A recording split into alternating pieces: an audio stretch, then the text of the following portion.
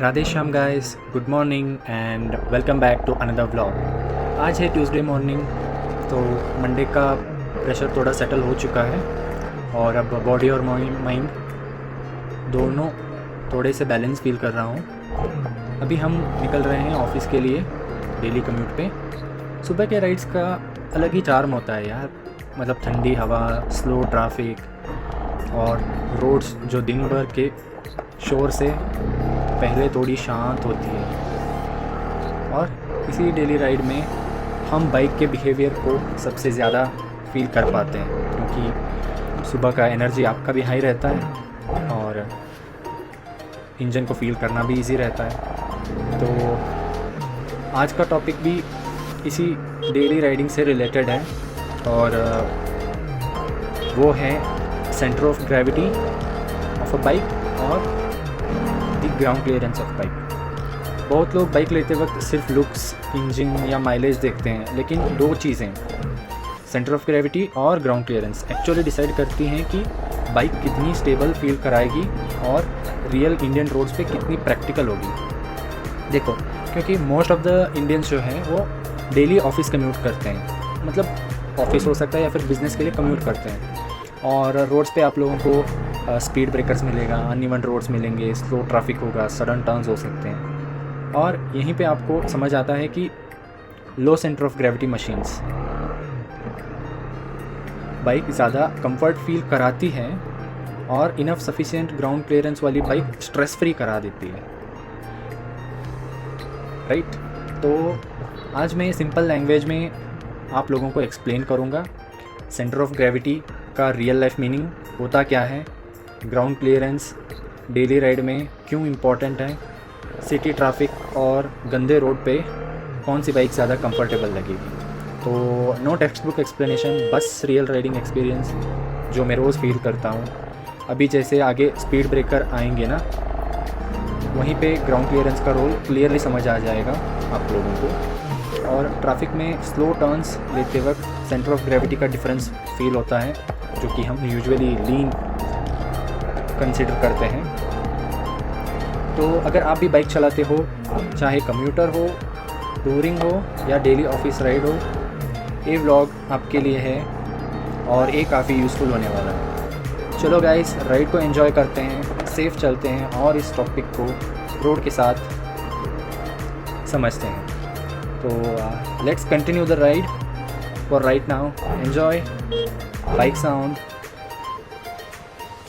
motion wave and background music, and I will catch you guys in a ज्ञान की बात।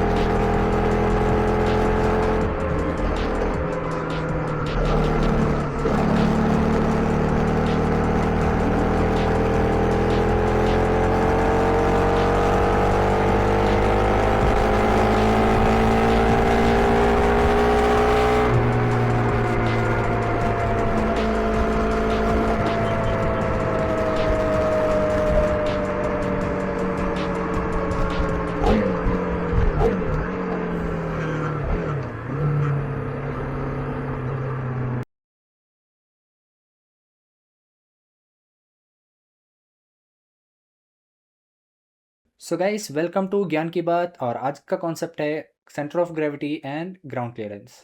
तो race sport जैसे कि आपका R15 हो गया या फिर KTM RC हो गया, ये बाइक्स में क्या रहता है कि इसका इंजन बहुत नीचे रहता है। तो आप लोगों ने देखा होगा कि इनका ग्राउंड क्लियरेंस लिटिल ना के बराबर ही रहता है ऑलमोस्ट। तो ऐसे बाइक्स लेने का आपका फ़ायदा भी बताते हैं, नुकसान भी बताते हैं, ठीक है। अगर आप रोज़ ट्रैवल करते हो हाईवे टू हाईवे, ओके, आप ये कच्चा रोड या फिर हम्प्स जहाँ पे नहीं हैं, ऐसे रोड पे ट्रैवल करते हो, तो आपके लिए रेस स्पोर्ट बेस्ट है, क्योंकि ये बहुत तेज़ भी भागेगा, क्योंकि ये ग्राउंड को चिपक के चलता है। क्योंकि ये ग्राउंड को चिपक के चलता है तो उसकी वजह से आप मैक्सिमम लीन एंगल अचीव कर सकते हो। मतलब आप सबसे ज़्यादा अगर कॉर्नरिंग पे गाड़ी को झुका सकते हो, और वो कोई गाड़ी है तो वो रेस स्पोर्ट वाली गाड़ियाँ हैं।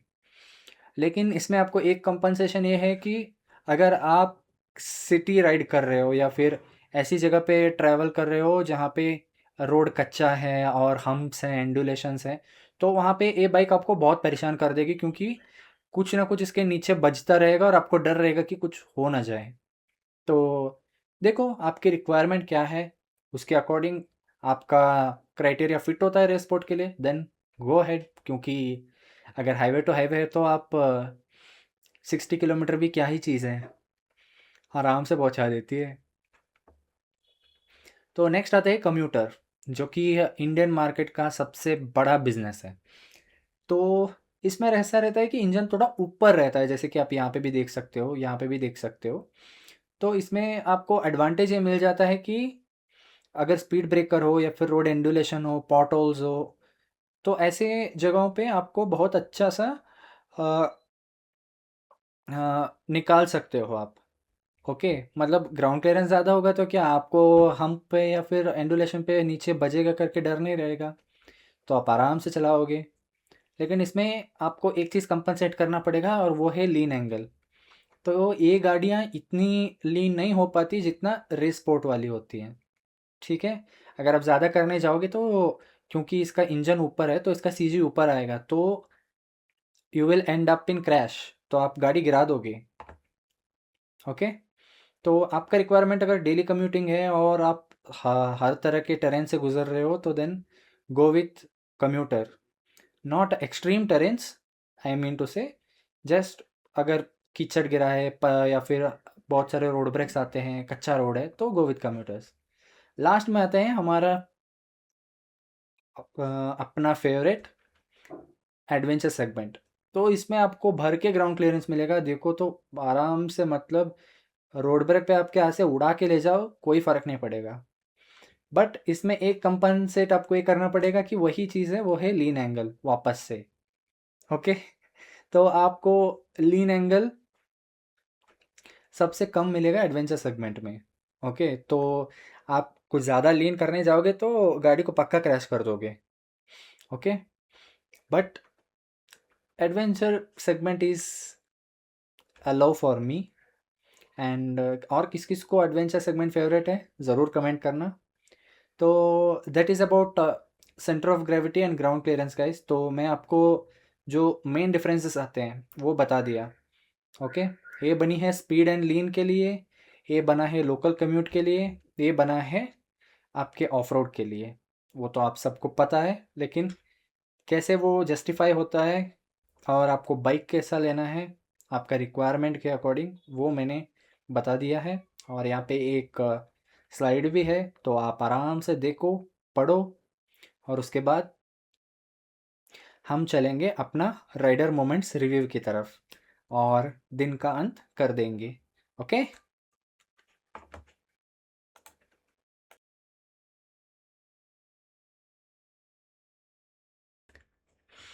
सो गाइस, अभी कुछ राइडर मोमेंट्स की रिव्यू करेंगे और इसके बाद दिन का अंत करेंगे। तो लेट्स गो। और ना और ना गाइस, एक बात कहनी थी। ये मुझे दिक्कत बहुत आ रही है यार। अभी देखो, सिक्स गियर है, 77 का स्पीड है, और ये क्या है यार, क्या है मतलब ये।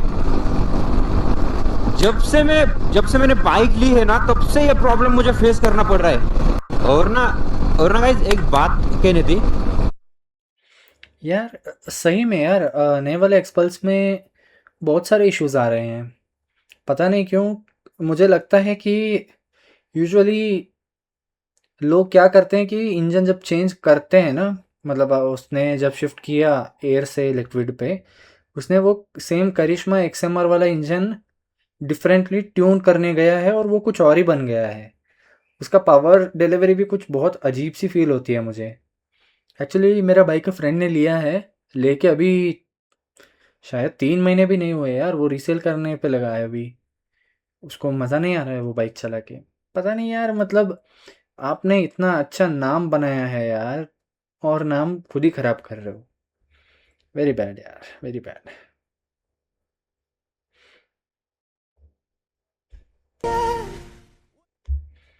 कॉपीराइट इश्यूज गाइस, इसलिए मैं साउंड को म्यूट कर रहा हूँ। He saying bye and not knowing when you both will ride together again. मेरा भी नॉस्टैल्जिया ट्रिगर हो गया भाई।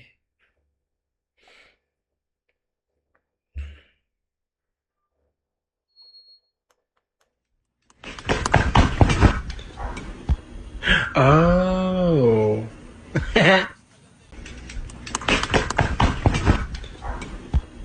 Oh.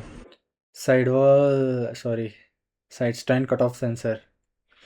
भाई जब मैंने भी बाइक नया लिया था ना, तो उस टाइम मैं बेंगलोर जा रहा था, तो बीच में मैं एक रेस्ट लिया था, ब्रेक लिया था, तो वहाँ पे बेकरी पे मस्त कोल्ड ड्रिंक्स वगैरह पिया मैंने। फिर उसके बाद आया, की ऑन किया और गाड़ी उठाया, स्टैंड हटाया नहीं था।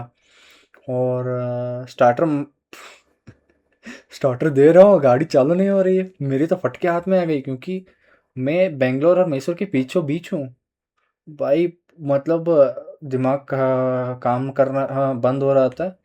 तब मैं ओडो पे ध्यान दिया, तो उसमें लिखा था साइड स्टैंड करके, हटाया, फिर स्टार्ट हो गया।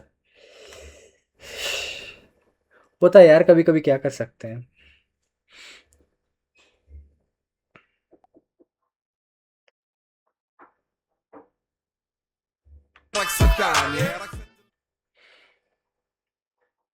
ओ भाई, ओ भाई, ओ भाई।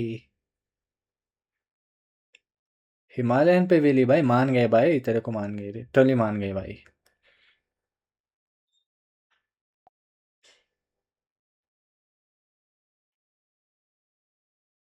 Spending 30 lakhs on bike doesn't make any sense. Meanwhile, me on BMW 1250 chase ride. भाई ये BMW के जो GS सीरीज है भाई, ये अलग ही मशीन्स है भाई। मतलब कंफर्ट बियॉन्ड लिमिट्स है।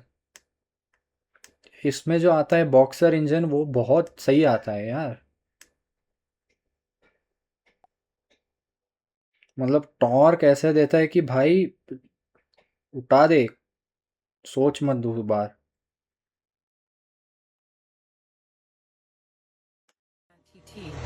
The most dangerous race in the world. Since 1907, riders have come here chasing speed and glory, but the road always demands a price. The mountain course is 60 kilometers of public roads. No runoff areas, no soft walls, just stone walls, houses, lampposts, and pure speed.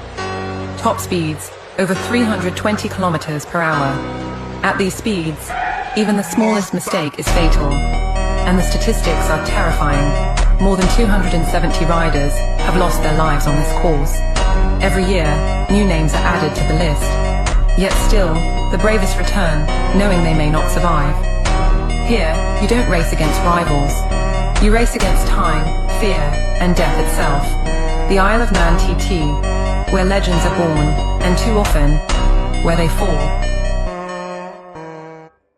भाई अगर कोई इस दुनिया में सबसे craziest चीज़ है, तो वो है इजेल ऑफ मैन बाइकर्स के लिए। भाई मतलब क्या भगाते हैं यार, मोटो जीपी भी कुछ भी नहीं है भाई इसके सामने, मैं बताता हूँ। क्योंकि इसमें जो लोग चलाते हैं भाई, अलग ही लेवल पे चलाते हैं यार।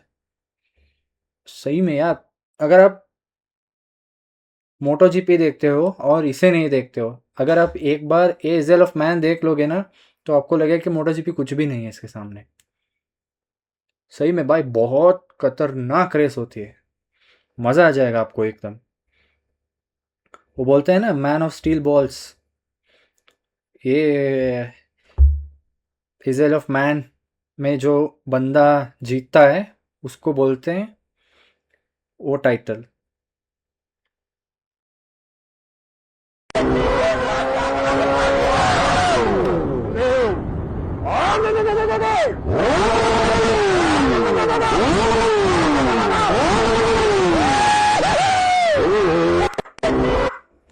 Why he is crazy. He is crazy, bro.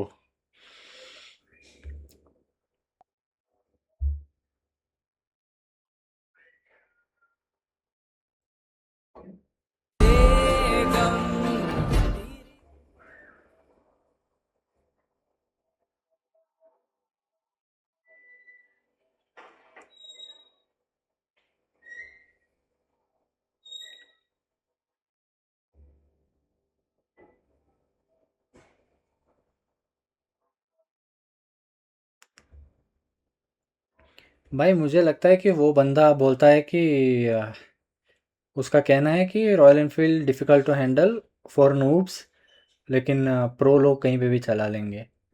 But यार एक्चुअली तुम ये स्टेटमेंट देने से पहले पहले ये समझना ज़रूरी है कि भाई रॉयल एनफील्ड बनी किस लिए है।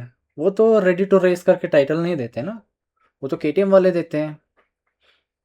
Okay, the thing is royal Enfield बनी है आपकी टॉर्क मशीन है वो आप उस पे अगर आप आराम से 80-90 पे क्रूज़ करना चाह रहे हो तो सबसे बेस्ट मशीन है वो।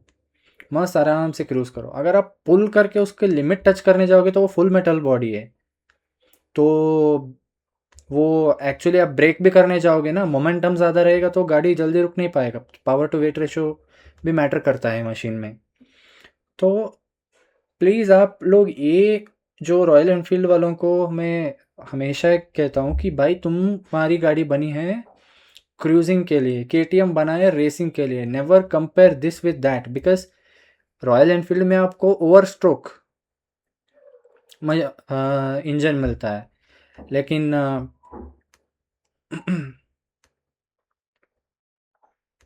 उल्टा बोला क्या? नहीं, मतलब आपको हाई स्ट्रोक इंजन मिलता है रॉयल एनफील्ड में जिसमें स्ट्रोक लेंथ ज़्यादा होता है, और जो केटीएम में मिलता है वो स्ट्रोक लेंथ कम वाला मशीन मिलता है। तो रेव्स जो है वो बहुत फास्ट होते हैं इन KTM compare to Royal Enfield. तो इसके लिए केटीएम एक्सेलरेशन बहुत अच्छे से देती है। बट वही चीज़ केटीएम का कंपनसेशन कहाँ पे होता है? टॉर्क पे। क्योंकि अगर तुम्हारा स्ट्रोक लेंथ कम है तो तुम्हें बहुत ज़्यादा फ्यूल बर्न करना पड़ेगा टॉर्क अचीव करने के लिए। तो इसके बारे में भी एक डिटेल वीडियो बनाऊंगा मैं। तो ultimately it is like you are making no sense. मेरे को तो कुछ सेंस नहीं लगा इसमें। ओ भाई ये देखना है।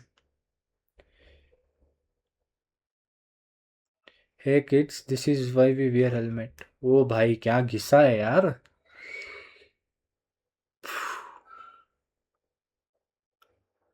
मुझे आई एस्टिमेट ये बंदा ना बाइक के साथ स्लाइड करते गया है, मतलब इसका हो सकता है कुछ पैर वैर अटक गया हो या फिर कुछ भी हो सकता है।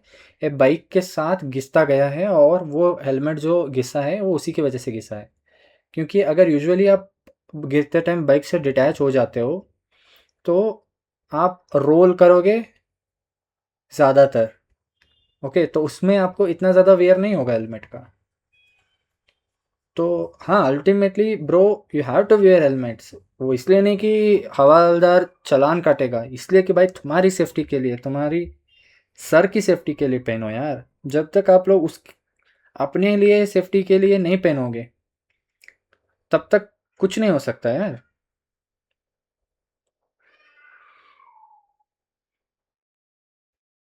When you proved your brother that your bullet can go 130 kilometre plus, दोनों हेवन में भाई साहब टोक दिया होगा लौंडे ने।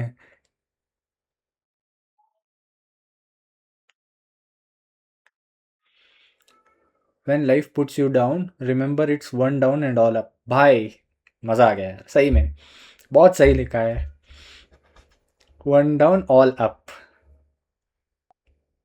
याद रखूंगा मैं इसे।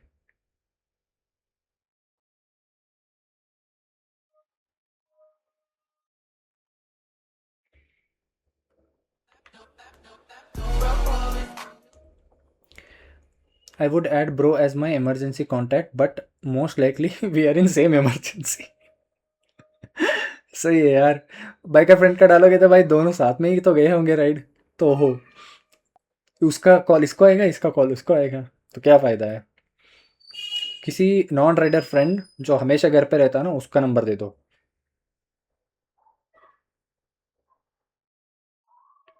Driving fast is okay but strong braking skills are life saving. Yes bro, मुझे पूछते हो ना, एक आप अगर एक रियल राइडर हो तो आपको 0 to 100 कभी मैटर नहीं करेगा। It's always 100 to 0 which that matters. This is a true quote यार, I agree on that because my beliefs are with this. Okay, मैंने वापस भी खोल दिया क्या।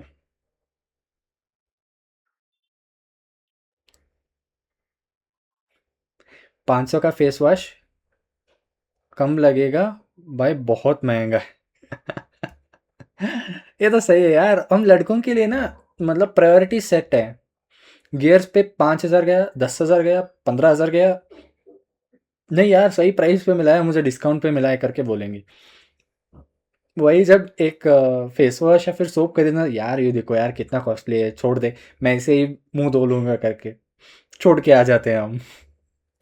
मतलब समझ रहे हो, सारे लड़कों की प्रायोरिटी सेट है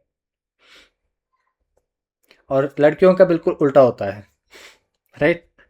उनको फेस वॉश ये सब से ज़्यादा प्यार होता है। हाँ मतलब सभी नहीं, मतलब बट मेजॉरिटी, क्योंकि मेरे भी 2 दीदियाँ हैं गाइस। मुझे पता है। तो that's it for today guys, so good night everyone, ride safe, stay safe, and bye.